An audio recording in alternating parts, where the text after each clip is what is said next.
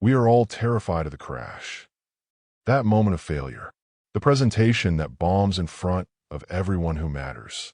The business that goes under after you poured 3 years of your life into it. The public rejection, the audition you did not get, the proposal that came back and signed, the relationship that ended in a way you did not see coming and could not stop. It is loud. It is painful. And it leaves a scar you run your fingers over for years afterward, remembering exactly how it felt when it happened. So we spend our lives building guardrails, calculating risks, tiptoeing around the edges of our own potential to avoid that single, spectacular moment of impact. We design careful, managed, sensible existences, not because they're what we want, but because the thought of the alternative ending badly is simply too much to bear. The sound of failure is deafening. It is the sound of calls that do not get returned. Of "I told you so." Of your own inner critic finally grabbing the microphone and screaming at full blast. But there is another kind of pain. A pain that does not scream. It whispers. It does not hit you like a lightning strike. It seeps in like a fog, slowly blurring the landscape of your life until you cannot quite remember what the sun felt like. It is the ghost of the person you could have become. It is the constant, quiet, agonizing echo of 2 words. What if? That is the pain of regret. And in my experience, and in the experience of the research, the psychology, and every honest conversation I've ever had with someone looking back on their life, regret is 10 times worse than any failure. Today, across these 8 chapters, we're going to deconstruct that quiet ghost. We're going to shine a light on it, understand how it works, where it lives, who it visits most, and what we can do, starting today, starting this moment, to stop feeding it. Because while everyone is busy running from the loud noise of failure, they are walking right into the silent, waiting arms of regret. And one of these pains is temporary. The other could be a life sentence. This audiobook is about learning to tell the difference, and then choosing accordingly. Chapter 1 is where we begin, with the pain we are most afraid of, and what it actually costs us. Chapter 1, The Anatomy of Failure. Why we fear the crash, and what it actually teaches. The fear is real. Let us be honest about something first. The fear of failure is not irrational. It is not weakness. It is not something that only fragile, small-minded people experience. It is a real, visceral, fully human experience, one that shows up in the bodies and minds of the most courageous people who have ever lived, right alongside their courage. It is that knot in your stomach before you walk on stage, the sweat on your palms before you hit send on a life-changing email, the hesitation at the end of a breath before you say, "I love you," for the first time, when you do not yet know how it will land. These sensations are not weakness. They are evidence that what you are about to do matters. And things that matter are terrifying. Think about what failure actually involves. At its most concrete, the business you poured your life savings into closes. The promotion you were sure you deserved goes to someone else. Someone who, in your quietest moments, you suspect worked no harder than you did.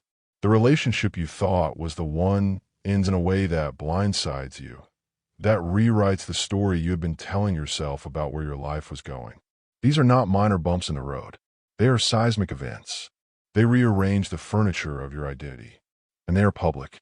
The explosion is visible to people who know you. Friends and family offer condolences, or worse, their unsolicited advice about what you should have done differently. Colleagues look at you with that specific mix of pity and quiet relief that it was not them. The world gives you immediate, undeniable, unambiguous feedback. What you tried did not work. Why the fear is wired in. This fear is not accidental. It is not a character flaw. It is ancient engineering. For most of human history, failure was not embarrassing. It was fatal. A failed hunt could mean starvation. A failed alliance could mean violence. Being ostracized from the tribe, publicly identified as someone whose judgment could not be trusted, likely meant vulnerability, isolation, and death. Your brain evolved in that environment, and so it built a powerful, lightning-fast threat detection system that treats the prospect of public failure as a genuine physical danger. Neuroscientists have found that social rejection activates some of the same regions of the brain involved in processing physical pain. Your brain does not know the difference between being shunned by your ancestral tribe and being passed over for a promotion. To your nervous system, both register as a threat to survival. The fear is a feature, not a bug, designed to keep you alive in a world where the cost of error could be catastrophic. We build entire lives around this ancient fear. We stay in a job that is good enough because the thought of a failed startup is simply too much to carry. We stay silent in meetings because the fear of asking what might be perceived as a stupid question outweighs the desire for clarity. We avoid the dance floor because the fear of looking awkward is louder than the joy of the music. We have been taught, by our biology, our upbringing, and a culture that publishes obituaries for companies but not for unlived dreams, that failure is an endpoint, a verdict, a final judgment on who we are. The greatest mistake you can make in life is to be continually fearing you will make one. Elbert Hubbard. What failure actually is. Here is the fundamental truth that gets lost in the noise of the fear. Failure is an event, not an identity. A failed project does not make you a failed person. A closed business does not make you a closed-off human being. A relationship that ended does not make you someone incapable of love or unworthy of being loved. Failure is a data point, a loud, messy, often painful, sometimes humiliating data point, but a data point nonetheless. And data is not the end of the story. It is information. It is the raw material from which every meaningful improvement is made. Think about the names we attach to greatness, and then look at what those names actually experienced. Michael Jordan, widely considered the greatest basketball player of all time, was cut from his high school varsity team as a sophomore. He went home and cried. Then he went to practice. James Dyson created more than 5,000 failed prototypes before he produced a vacuum cleaner that made him a billionaire. J.K. Rowling's manuscript for Harry Potter was rejected by 12 publishers before the 13th said yes. Walt Disney was told by a newspaper editor that he lacked imagination. These failures were not footnotes in the lives of great people. They were the curriculum. They were the specific experiences that produced the resilience, the knowledge, the stubborn determination to try again with better information, that eventually produced everything that came after. I have not failed. I've just found 10,000 ways that won't work. Thomas Edison. The pain of failure is acute. It demands your attention. It hurts in specific, locatable ways. But it has a half-life. With time, with reflection and honesty, and the willingness to extract a lesson rather than just survive the experience, the sting fades. The deafening roar of the crash becomes a manageable echo. The scar that is left is not a mark of shame. It is evidence that you were brave enough to get in the arena when staying out would have been easier. Failure teaches. It provides feedback of a kind that perpetual safety never can. The person who has been knocked down and has gotten back up knows something that the person who has never risked being knocked down does not know. They can survive it. They can take the hit and continue. They know the world does not end. And that knowledge, that specific, embodied, experiential knowledge, is armor that no amount of careful risk management can produce. Failure is a storm that passes. Regret, as we are about to discover, is the climate changing permanently. In Chapter 2, we meet the other pain, the one that does not announce itself. Chapter 2, the ghost in the room, defining the pain that does not heal. Now we turn to the other pain, the quiet one, the one that does not knock you down but hollows you out from the inside, so slowly and so thoroughly that many people do not realize it is happening until they are sitting in a room that looks like success from the outside and feels like a waiting room on the inside. If failure is a loud, chaotic thunderstorm, sudden, violent, over, then regret is the chilling, silent fog that rolls in afterward and never fully lifts. It is not an event. It is a constant presence. It is the ghost that sits with you in the quiet moments. The unwelcome passenger on long drives, when the radio is off and there is nothing between you and your own thoughts. The narrator that whispers in your ear in the last few minutes before sleep, when your defenses are down and the honest version of your life is loudest. And its favorite line, its only line, the one it returns to every single time, is two words. What if? What if you had taken that job in a city that terrified and excited you in equal measure? What if you had been brave enough to tell your friend how you really felt before the friendship faded into the polite distance of Christmas cards and social media likes?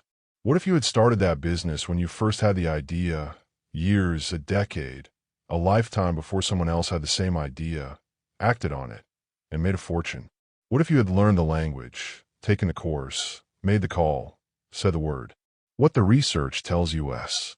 This is not a philosophical abstraction. The psychology of regret has been studied extensively, and the findings are both fascinating and genuinely unsettling. Long-standing research suggests that our most enduring and painful regrets are not about the things we did. They are about the things we did not do, the things we left undone. Studies consistently show that while we feel a sharp, immediate sting from actions that go wrong, the investment that fails, the argument we started, the decision we made badly, those pains follow the pattern we described in Chapter 1. They peak, they fade, they become stories we can tell over the long arc of a life. However, it is the regrets of inaction that compound. They are the ones that fester, the ones that grow rather than shrink with time. The psychology behind this involves something called counterfactual thinking, and it is both elegant and cruel. When you fail at something, the story has an ending. The business closed. The answer was no. The outcome is known. Your brain can process this. It can assign the experience to a category, extract a lesson, and eventually, imperfectly, begin to file it away. The story is finished, even if its conclusion was not the one you wanted. But when you do not act, the story has no ending. It has only infinite, branching possibilities, every one of them more beautiful and more achievable in retrospect than your actual life ever manages to be. Your mind becomes a director of a film you can never stop writing. You produce sequels to a life you never lived. And in those mental movies, you're always successful. The risk always pays off. The what if becomes an idealized fantasy that your current, messy, real existence can never compete with. Because the fantasy has no consequences, no setbacks, no ordinary Tuesday afternoons. Of all the words of mice and men, the saddest are, "It might have been." Kurt Vonnegut, The Three Faces of Regret. Let us give this ghost three specific faces. Because regret is not a single thing. It shows up in particular places, in recognizable forms, and understanding which form you are most vulnerable to is the beginning of the work of preventing it. The first is what we might call the unsent letter, the regret of unspoken words. This is the love you never confessed, watching its object build a life with someone else while you carried the weight of your silence. It is the apology you never gave, so that a relationship ended not in resolution, but in a cold, unaddressed distance that neither party fully chose. It is the difficult conversation you avoided for years to preserve a fragile peace that was not peace at all, just a pretense of it. The failure of getting rejected is a sharp, singular pain that has a clear beginning and end. The regret of never knowing, of spending decades wondering whether the answer might have been yes, is a dull, chronic ache with no end at all. The second is the unopened door, the regret of missed opportunities. The career path you're passionate about, but were told was impractical. The chance to live in a new city or a new country that you turned down because the comfort of the familiar was more immediately available than the excitement of the unknown. The creative project, the book, the album, the painting, the business that has been living in your head for years, waiting for the moment when everything is in place and the risk feels manageable. With every passing year, that door seems a little further away. The safe room you are in starts to feel a little more like a prison you built with your own caution. The third, and perhaps the most profound, is the unlived self. Research from Cornell University highlights that regrets tied to our ideal self, the person we dreamed of becoming, the version of us that existed before the world started editing us down, are the most persistent and most painful. This is the regret of living a life dictated by other people's expectations rather than your own values. The artist who became an accountant because someone told them art was not serious. The adventurer who settled for predictability because the people around them had done the same and expected no less. The outspoken, passionate person who learned to stay quiet because quiet was safer. This is not a single choice, but 1,000 tiny concessions. A slow erosion of the self until one day you look in the mirror and see a stranger living your life. Someone who looks like you, who has your name and your address and your history, but whose fire has been replaced by the quiet resignation of someone who stopped choosing. Failure is an outcome.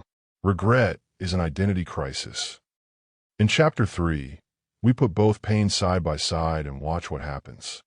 Chapter 3. A head-to-head comparison across a lifetime. Meet Alex and Ben. To understand the real difference between these two pains, not just intellectually, but in the way that actually changes behavior, we need to stop talking in abstractions and start telling a story. Alex and Ben, they are in their mid-20s, working stable but uninspiring corporate jobs. The kind where every Friday you feel a mild, genuine relief that the week is over, and every Sunday evening you feel a mild, genuine dread that it is about to start again. They are not miserable. They are not thriving. They are in the vast, comfortable middle, the place where most people spend most of their lives. An opportunity arrives. A chance to join a small, scrappy technology startup with a brilliant but unproven idea. The founders are smart. The potential is real. But the risk is also real. The pay is lower. The hours are longer. The chance of the company failing within a year is statistically very high. This is not a guaranteed ticket to success. This is a gamble. The decision. Alex is terrified of failure. The thought of leaving his secure job, with its predictable promotions and its reliable Friday evenings, only to have the startup fall within a year, is mortifying. He imagines having to explain the gap in his resume. He imagines the conversation with his parents, the look on his manager's face when he asks for his old job back. He runs the failure scenario in such vivid, specific detail that it feels as real and as certain as any memory. The pain of potential failure is so loud in his mind that it has become the only sound. He decides to stay. He chooses safety. Ben is also terrified. He feels all the same fears. Let us be clear about that. Ben is not braver than Alex in the sense of having less fear. He is exactly as much. But Ben is driven by a different, and for him, deeper fear. He imagines himself in 10 years, sitting in the same office, doing the same work, his energy slowly dimming the way a screen dims when it has been on too long. He pictures the startup succeeding without him and the lifelong agony of knowing he had a ticket to that show and chose not to use it. The quiet whisper of what if is, for Ben, more frightening than the loud bang of potential failure. He takes the leap. 1 year later, the startup fails. Spectacularly. After a year of grueling, exhilarating, often chaotic work, a competitor beats them to market. Funding dries up. The doors are shuttered.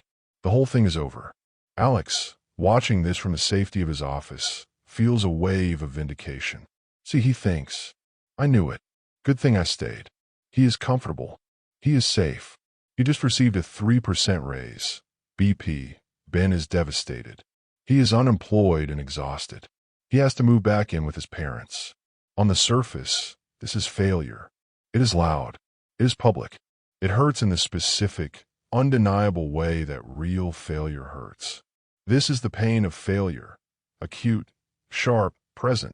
10 years later, Alex is still at the same company. He is a senior manager now. His job is fine. His life is fine. His salary is reasonable. His apartment is comfortable. Everything is fine. But a strange alchemy has taken place inside him without him noticing.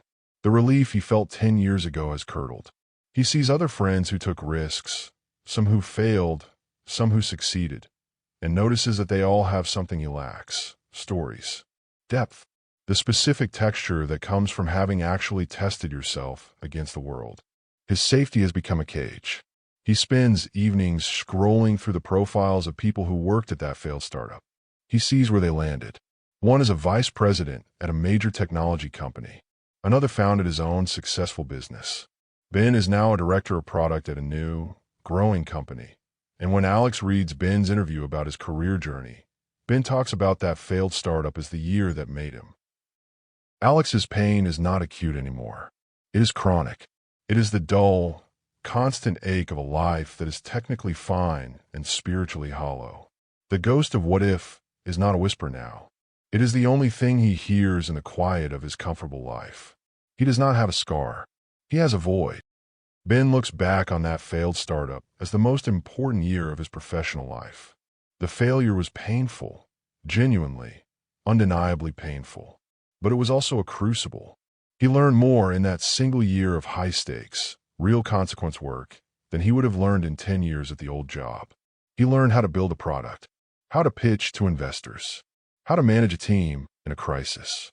And most importantly, he learned that he could survive a total, catastrophic public failure. He survived the worst-case scenario. And once you know you can survive the worst-case scenario, it loses most of its power over you. The failure became his foundation. The pain of it is now a scar, a story he tells new hires, a chapter in his professional biography, a piece of evidence he carries about who he is and what he can endure. He is no ghost. The fundamental distinction. The pain of failure is a wound. It bleeds. It demands attention. It has a specific location, a specific cause, a specific timeline of healing. And when it heals, the scar tissue is stronger than the original skin.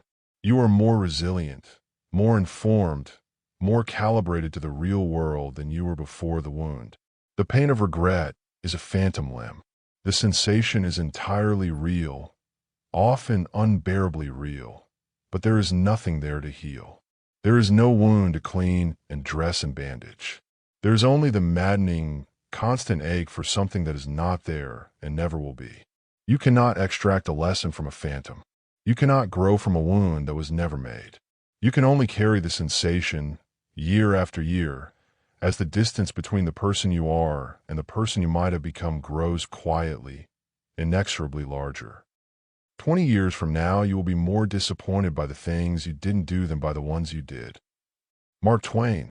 One pain shows you where you have been and what you have learned. The other tortures you with where you never went. Which one are you choosing? Chapter 4 gives you a tool to answer that question more honestly than you ever have before. Chapter 4-inch. The 80-year-old test. Using your future self as your most honest compass. We have established the problem with the kind of clarity that makes it impossible to look away. We have seen both pains up close. We have watched what they each produce across a life. Now we need a tool, a specific, practical, repeatable mental framework that helps you make decisions not from your current, fear-soaked, comfort-biased perspective, but from the perspective of the person who will eventually have to live with what you chose. Jeff Bezos, who left a well-compensated position at a Wall Street hedge fund in the mid-1990s to start an online bookstore that most of his colleagues thought was a peculiar idea, described the framework he used to make that decision.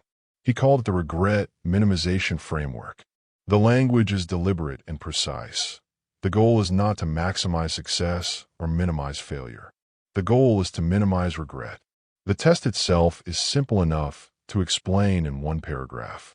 When you are at a crossroads, facing a decision that carries real risk, real consequence, the kind of decision that your fear brain wants to treat as a life or death scenario, you project yourself forward to the age of 80. You picture yourself in a rocking chair, looking back at your life with the full perspective of a life lived. And from that vantage point, you ask one question: which will I regret more, trying this and possibly failing, or not trying it at all and never knowing? In almost every case that genuinely matters, the answer from the 80-year-old chair is clear. That version of you will not be haunted by the temporary embarrassment of a failed attempt. They will not lie awake thinking about the money you lost or the judgment you feared.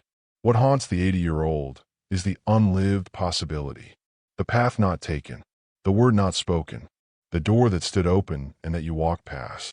It is impossible to live without failing at something, unless you live so cautiously that you might as well not have lived at all, in which case you fail by default.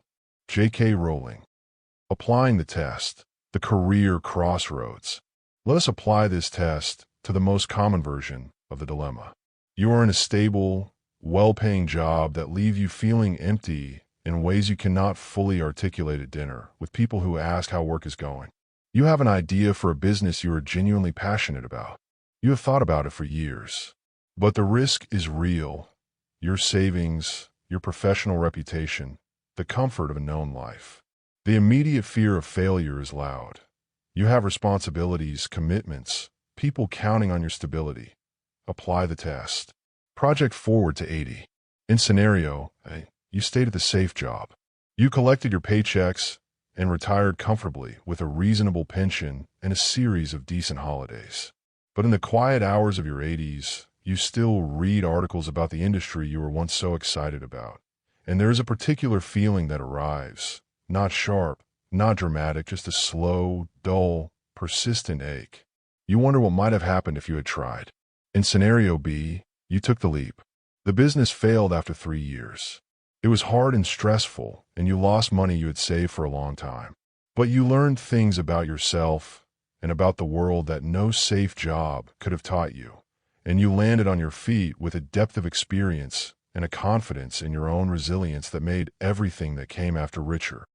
Which version does the 80-year-old regret? Not the failure, the hollow certainty of never having tried. Applying the test, the relationship dilemma. You have deep feelings for someone, but you are terrified of rejection. The fear of saying the words and hearing silence, or worse, a kind but definitive no, is genuinely excruciating. Your protection strategy is not to say it, to protect the relationship by keeping one crucial truth of it hidden. Apply the test. You are 80. In scenario A, you said nothing. They met someone else. They built a life with that person while you watched from a respectful distance, carrying a feeling you never named out loud. You have spent 60 years wondering. The ghost of that person sits with you in every quiet room, a permanent reminder of the thing you chose not to risk.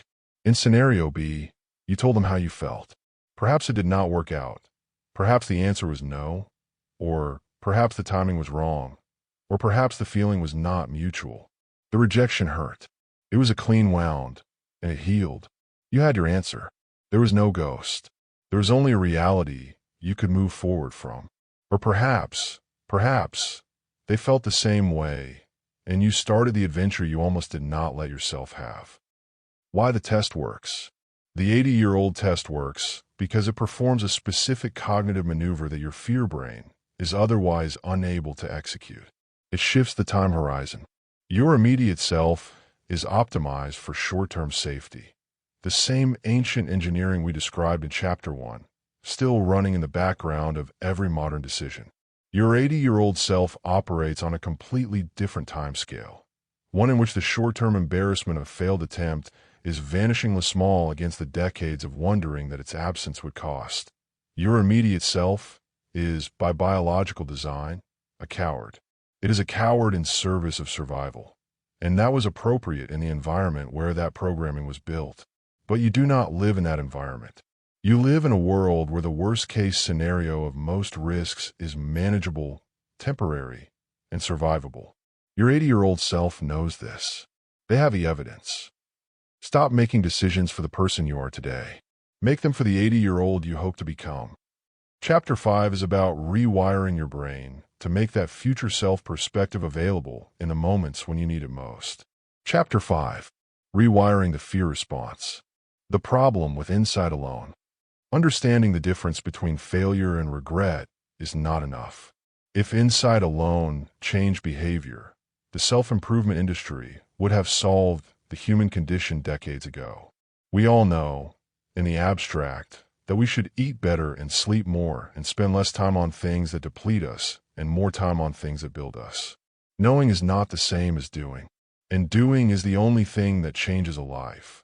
What we need are specific, practical, repeatable practices that work at the level of behavior, that rewire the brain across repeated application, from its default setting of fear-based paralysis to a more intentional and more courageous mode of operating. The 4 practices in this chapter have been selected because they are evidence-supported, immediately applicable, and genuinely effective. Not inspiring. Effective. Practice 1. Redefine the goal. Right now, the primary objective your brain is optimized for is avoiding failure. This is a defensive posture. And a defensive posture, maintained across a life, produces a small life. The reframe is this. The goal is no longer success. The goal is experience. Every risk becomes not a pass or fail examination, but an experiment. You are a scientist in the laboratory of your own life. Scientists do not fail experiments. They run experiments and collect data. An experiment that produces an unexpected result is not a failure. It is a finding. It is information that the hypothesis needs refining, that the conditions were not what was assumed, that the next experiment should proceed differently. When you're thinking about speaking up at a meeting, the old frame is, I have to say something valuable or I will look stupid. The new frame is, I am running an experiment to see how this environment responds to my perspective. When you're considering starting a new creative project, the old frame is, I have to produce something good or the effort is wasted. The new frame is, I am running an experiment to discover whether this process gives me energy or drains it. This reframe is not semantic trickery. It removes the ego from the equation in a way that actually changes the experience. An experiment cannot fail. It can only produce data. And data is always useful. By pursuing experience over validation, you free yourself to try, to explore, to make the attempt that fear has been blocking. Not once, repeatedly. Because repeated experiments produce reliable patterns, and reliable patterns are what a life of action is built from. Do not be too timid and squeamish about your actions. All life is an experiment. Ralph Waldo Emerson. Practice 2. The 5-second rule. Regret is born in the gap. The gap between the instinct and the action. The moment where your fear brain intercepts the impulse, assigns it to threat detection, and produces a comprehensive presentation on everything that could go wrong. The gap is where hesitation lives. And hesitation, accumulated across a life, is the raw material of the ghost. Mel Robbins, whose research on this specific gap produced a deceptively simple tool, calls it the 5-second rule. The principle is this. The moment you have an instinct to act on something that matters, to speak, to move, to send, to sign, to begin, you must physically initiate that action within 5 seconds. If you do not, your brain will kill the impulse. Not suppress it, kill it. And it will do this not out of malice, but out of its ancient, tireless mandate to protect you from the unfamiliar. 5, 4, 3, 2, 1. Move. You see someone at a conference whose work you genuinely admire. The instinct fires. Introduce yourself. Say what their work has meant to you. 5, 4, 3, 2, 1. You are walking toward them. You have a thought in a meeting that you're not sure is fully formed. 5, 4, 3, 2, 1. Your hand is up or your microphone is unmuted. You think for the 100th time that you should sign up for that course. 5, 4, 3, 2, 1. The website is open. This is not a tool for the big, life-defining decisions. It is a tool for the 1,000 small acts of courage that, accumulated across months and years, constitute a life of action versus a life of hesitation. Each time you use it, you are training your nervous system that you are the kind of person who acts on instinct rather than suppresses it. You are building a new default setting, one that is biased toward action in the same way the old one was biased toward caution. Practice 3. The alternative resume. This is the most confronting of the 4 practices. You may want to do this alone, in private, with some time before and after to process what comes up. Take out a piece of paper or open a document, but paper is better for this particular exercise. You're going to write a resume for the person you would be if you had never been afraid. What languages does that person speak? What instruments do they play? What skills have they mastered? What countries have they lived in? What businesses have they started? What creative work have they produced? What relationships have they pursued with full courage? What conversations have they had that the current version of you has been deferring? Be honest. Be specific. Write without editing. When you have finished, look at what is on the page. This is the tangible cost of inaction. This is what the ghost whispers about in the quiet moments. This is the unlived self made visible on paper. But here is the crucial move. This document is not a tool for self-judgment. It is a treasure map. Look at it and choose one thing. Not the biggest, not the most dramatic, just one, and identify the smallest possible first step toward it. Not the full commitment. The single smallest first action that would move you fractionally in that direction. If the resume says speak a second language, the first step is not enroll in a course. It is listen to one 10-minute podcast in that language today. If it says write the book, the first step is not develop the outline. It is write one paragraph today. If it says start the business, the first step is not write the business plan. It is spend 15 minutes today looking at who else is doing something similar and what you can learn from them. Take that tiny step today, not because it will get you all the way there, because it begins the process of converting the ghost into a person, the unlived self into the direction of your actual life. Practice 4. Productive failure. If you want to stop being afraid of failure, you need to become more familiar with it. The fear of failure is sustained largely by unfamiliarity, by the fact that your nervous system treats it as a catastrophic unknown rather than a survivable, learnable, sometimes even useful experience. The way to change this is to practice it, intentionally engage, regularly, in low-stakes situations where failure is a real possibility. Go to a karaoke bar and sing a song you do not know well. Take a dance class in a style you have never tried. Attempt to cook something technically difficult and accept in advance that it might not work. Try to learn a skill that has a visible and immediate learning curve, juggling, a musical instrument, a language, and let yourself be bad at it. Not as a performance of humility, as a genuine experience of incompetence, and the discovery that follows. The world does not end. This is failure practice. And its purpose is not eventual success. Its purpose is desensitization. Each time you experience the awkward, vulnerable, slightly embarrassing reality of not being good at something, you are teaching your nervous system that the crash is survivable, that the people around you do not, in fact, point and recoil in permanent horror, that you pick yourself up, that you feel foolish for approximately 3 to 5 minutes, and then you continue to exist. The psychological armor this builds is not metaphorical. It is functional. The person who has practiced small, deliberate, low-stakes failures is neurologically better equipped to take the larger, higher-stakes risks that a life without regret requires, because their nervous system has evidence, gathered from direct experience, that the crash does not kill them. Only those who dare to fail greatly can ever achieve greatly. Robert F. Kennedy. We are halfway through.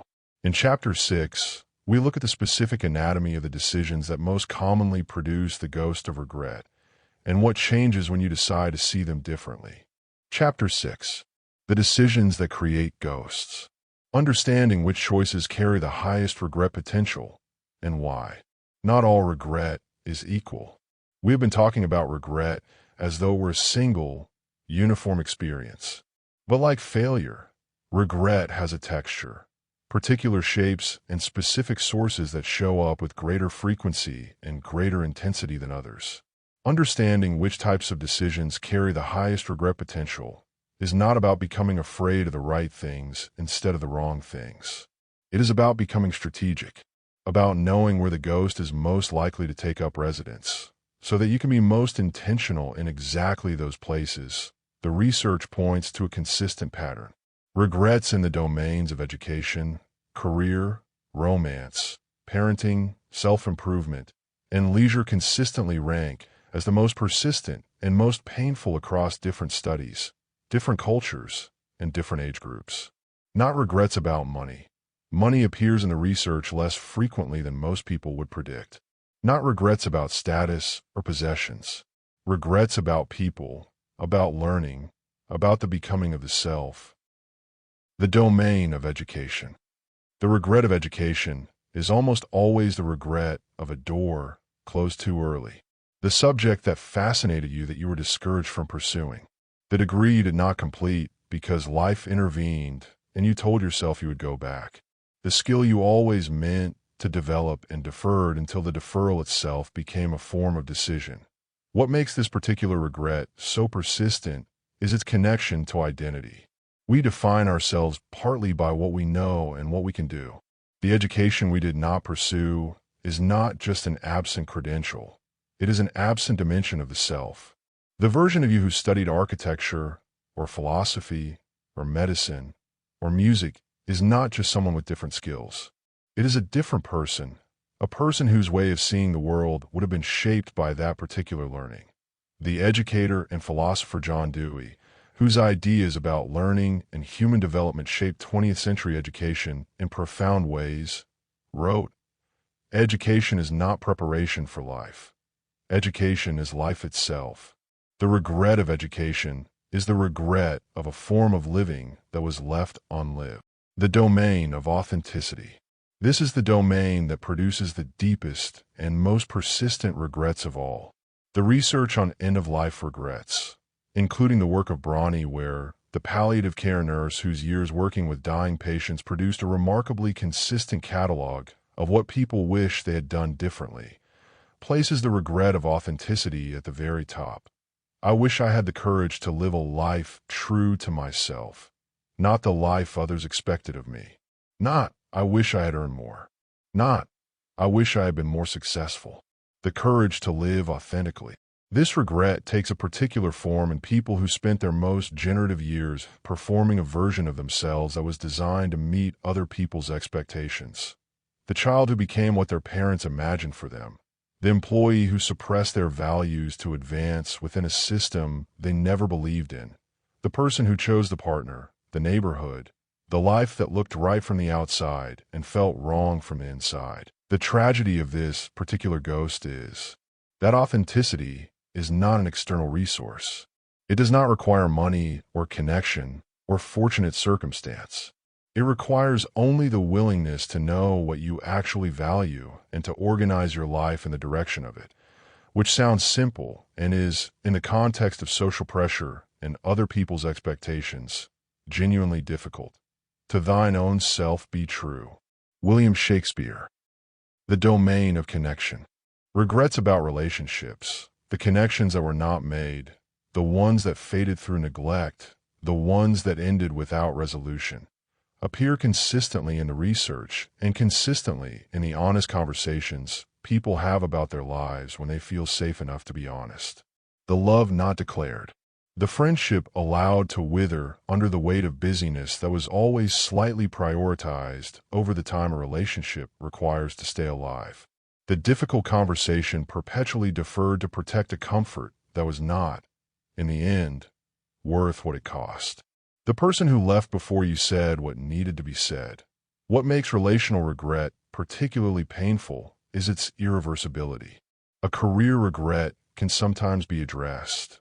You can still take the course, start the business, make the pivot. A relational regret involving someone who is no longer present, who has died, or moved permanently beyond reach, or simply become someone you can no longer access honestly, is a closed door. There is no action available. There is only the weight of what was not said while the saying was possible. Say it, whatever it is, while the saying is possible. Chapter 7 is about the identity that a scar produces, and why the person who has earned their scars is always more interesting, more useful, and more fully alive than the person who avoided them. Chapter 7. The person the scar makes. What failure produces that safety never can. The anatomy of resilience. We have spent much of this audiobook examining what regret costs. Let us spend this chapter looking at what failure builds. Not as consolation, as argument. Because the case for action over inaction is not only that the ghost of regret is terrible, it is also that the scar of failure is genuinely, substantively, measurably better than its absence. BP. Resilience is not a trait that some people are born with and others are not. It is a capacity that is built, and it is built specifically from the experience of difficulty, loss, and setback survived. The person who has never been knocked down does not know they can get up. This is not a metaphor. It is a neurological reality. The neural pathways associated with recovery from adversity are reinforced through actual recovery from actual adversity. They are not reinforced through the avoidance of adversity.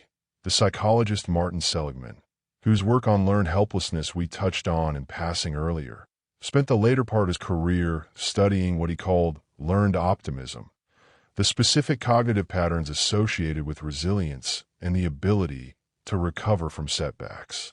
He found, consistently, that the most resilient people are not those who have experienced the least difficulty. They are those who have developed, through practice, the habit of interpreting difficulty as temporary, specific, and survivable rather than permanent, pervasive, and definitive. You develop that habit by surviving things, not by reading about surviving things, by actually, genuinely, personally experiencing the crash and discovering, in your own body, in your own nervous system, with your own evidence, that you are still here, that the world continued, that you can now look at what happened, extract what it has to teach, and decide what comes next. What the scar teaches that safety cannot. Think about the most genuinely useful, deeply capable people you have encountered in your life. The ones whose advice you trust. The ones whose judgment you respect under pressure. The ones who have a specific quality of calm and difficulty that makes them magnetic in the moments when most people become anxious. Almost universally, those people have history. They have the specific, accumulated, hard-won experience of having faced difficult things and come through them. They did not develop their wisdom in conditions of perpetual safety. They developed in the specific classroom of adversity, where the curriculum is always experiential, always personal, and always produces lessons that cannot be delivered any other way. Out of difficulties grow miracles. Jean de la Bruyere. The scar teaches proportion, the hard-won understanding that most things are survivable, that most crises pass, that most catastrophes look different in retrospect than they did at the moment of impact. The person who has survived real difficulty has a calibrated sense of what actually constitutes a problem and what constitutes manageable challenge temporarily experienced as catastrophe. This calibration is enormously valuable to themselves and to everyone around them. The scar teaches resourcefulness. When you fail, you are forced to work with what you have left, to find paths that were invisible when the obvious path was available. The experience of navigating from a position of reduced resources, of solving problems without the assets you expected to have, of finding a way through when the planned way is closed. This builds a practical intelligence that success, ironically, often obscures. The most adaptable people are almost never the ones who have always had everything they needed. And the scar teaches empathy. There is a specific quality of understanding available to the person who has been knocked down that is simply unavailable to the person who is not. A genuine, credible, fully human ability to see the person in front of them in their difficulty and say, with authentic authority, I know what this feels like. I have been here, and I can tell you from the other side of it that it does not last. This quality, this capacity for credible, experiential empathy is one of the most valuable things a human being can offer another human being, and it is only available to the people who have earned their scars. The person you become. There is a character that failure builds. Not immediately, not in the raw, bleeding aftermath of the thing that did not work, but over time, with honesty and reflection and the willingness to treat your failures as an education rather than a verdict, a particular kind of person emerges. One who is less afraid, not because they have stopped caring about outcomes, but because they have accumulated evidence that they can handle the ones they did not want. One who is more interesting, not because they have performed it interesting, but because they have genuinely lived through things. One who is more useful to the people they love, to the organizations they belong to the world they inhabit, because they have a depth of knowledge and a breadth of experience that is only produced in the particular crucible of real, genuine, high-stakes attempts that did not go as planned. That person, the person the scar makes, is more fully alive than the person who avoided it, not despite the difficulty, because of it. In our final chapter, we bring everything together into the single choice that this entire audiobook has been building toward. Chapter 8. The Echo and the Roar. The only choice that actually matters. 2 sounds. We began this audiobook talking about sound. The first sound is the roar. The loud, violent, undeniable crash of failure. The sound of impact, of public judgment, of a door closing hard. It echoes for a while in the chambers of your life, bouncing off the walls of your memory, gradually diminishing with distance and time. The scar it leaves is real, but so is the fading. So is the silence that eventually follows, in which you can hear yourself think again, in which you can take stock of what you learned and what you lost and what you will do differently. The second sound is the echo, the quietest whisper you have ever heard, so quiet you could miss it entirely if the rest of your life is loud enough. The soft click of a door you did not open, a path you did not take, a word you did not say. This sound does not fade. It compounds. Over years and decades, the silence of that missed opportunity grows, not louder, exactly, but denser, more present, more saturating, until it becomes a form of white noise that underlies everything else. The ghost of what if whispering beneath every success, every comfort, every ordinary Tuesday. The fundamental choice. The fundamental choice of a courageous life is not whether to experience pain. Pain is not optional. It is not a malfunction in the system. It is the system, the tax levied on everything that matters enough to cost something. The choice is not pain versus no pain. It is which pain, in exchange for which life. Are you going to choose the sharp, temporary, instructive pain of trying and failing, the roar that eventually fades, leaving behind the scar that is evidence you are in the arena? Or are you going to choose the long, dull, permanent accumulation of the other pain, the whisper that never fades, the echo of the life you did not live, the ghost of the person you did not become? We have been conditioned by our biology, our upbringing, and a culture that rewards the appearance of success and conceals the reality of necessary failure, to treat the fear of the crash as the enemy. It is not. The fear of failure is a compass. It points reliably and consistently toward the things that are large enough and real enough and personally meaningful enough to carry genuine risk. The fear is a signal that says, this matters. This is not small. This is worth your real investment, which is why it frightens you. The fear of regret is something else entirely. It is not a warning. It is a plea.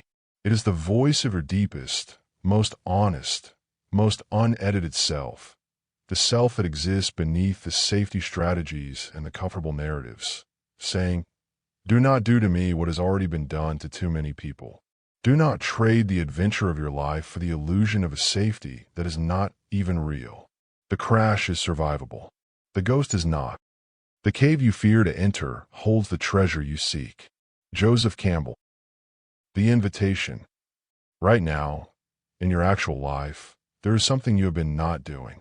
A conversation that has been waiting. A step that has been hovering at the edge of being taken.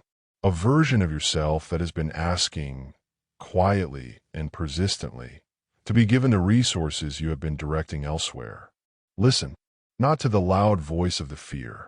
Listen for the quiet one, the one that has been trying to get your attention through the fog of your comfortable, managed, carefully maintained existence. That is the sound of a future ghost being born. And you have the power, in this moment, to silence it forever, not by eliminating the fear, but by acting in its presence, by choosing the roar over the whisper, by walking toward the thing that frightens you with the knowledge, accumulated across 8 chapters of this audiobook, that the crash is survivable, the scar is valuable, and the ghost is the thing that actually destroys you. The final commitment. Here is the only action I want you to take as you close this audiobook. Not a plan, not a list. One thing. Identify the ghost that is closest to you right now. The specific, named, concrete what if that has been living in your quiet moments. The particular version of the unsent letter, the unopened door, or the unlived self that belongs to your life. Then do one thing today, one small, imperfect, incomplete, insufficient first step in the direction of silencing it. Not the whole thing, the beginning of it. Just begin. One sentence at a time. Let each one settle before the next. BP. The world does not need more people living quiet lives, haunted by the ghosts of their own unlived potential. It needs people who are alive, who are trying, who are failing and learning and trying again. It needs people with scars.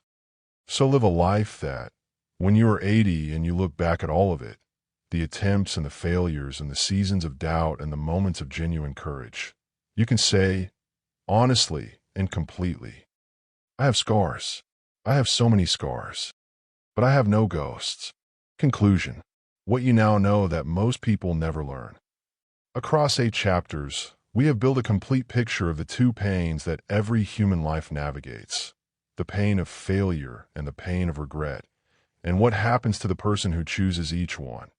You now understand the anatomy of failure and why the fear of it is not a character flaw, but an ancient, biological, well-intentioned engineering system that was built for a world you no longer inhabit. You can see the ghost of regret in its 3 most common faces: the unsent letter, the unopened door, and the unlived self, and recognize which version of it is most present in your own life. You have a tool, the 80-year-old test, that shifts the perspective from the short-term fear brain to the long-term, wiser self who knows what a life actually costs. You have 4 practices: redefining the goal, the 5-second rule, the alternative resume, and productive failure, that work at the level of daily behavior rather than abstract aspiration. You understand which domains carry the highest regret potential and why. You understand what the scar produces that safety never can. And you have made, or are in the process of making, the only choice that this audiobook was ever about, the choice of which pain to accept in exchange for which life. The roar fades. The scars heal into strength. The ghost does not. Go build a life full of scars.